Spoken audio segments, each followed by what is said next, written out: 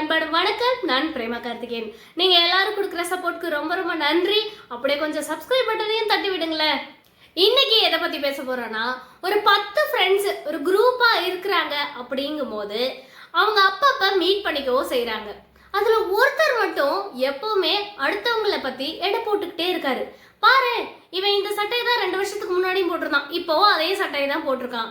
பாரு, இவ்வளவு சம்பாதிக்கிறான், ஆனா பொண்ண கவர்மெண்ட் ஸ்கூல்ல படிக்க வைக்கிறான் அப்படின்னு பேசுறாரு. இவனெல்லாம் நெக்ஸ்ட் டைம் கூப்பிடவே கூப்பிடாதீங்க, ரொம்ப செலவே செய்ய மாட்டேன்றான், வெறும் கஞ்சனா இருக்கான். இத்தனைக்கும் பல ஆண்டுகள் எல்லாம் ஒன்னா ஃப்ரெண்ட்ஸா இருக்கிறவங்க தான். ஆனா அவரு எல்லார பத்தியும் ஒரு மாதிரி இப்படி பேசிக்கிட்டே இருக்காரு, எடை போட்டுக்கிட்டே இருக்காரு. இதத்தான் சாக்ரட்டிஸ் அப்பவே சொன்னாரு, மனிதர்களை எடை போட்டு கொண்டே இருந்தால் அவர்களை நேசிக்க நேரம் இருக்காது அப்படின்னு. கரெக்ட் தானே? இது எல்லாம் மனிதர்களோட நேச்சர். அதனால இதை பத்தியெல்லாம் நம்ம கிரிட்டிசைஸ் பண்ணிக்கிட்டே இருந்தோம்னா உண்மையிலே நமக்கு தான் அது மன உளைச்சல் கொடுக்கும்.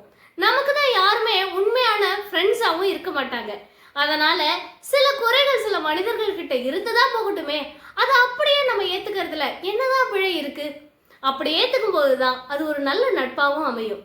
எல்லாரும் நமக்கு ஏற்ற மாதிரி தான் பர்ஃபெக்டா இருக்கணும் அப்படின்னு தேடி அலைஞ்சுக்கிட்டே இருந்தா மிஸ்டர் பர்ஃபெக்ட் நீங்க யாருமே கிடையாது. நிறைய அட்ஜஸ்ட் பண்ணிக்கோங்க, மனிதர்களை அப்படியே ஏத்துக்கவும் பழகிக்கோங்க.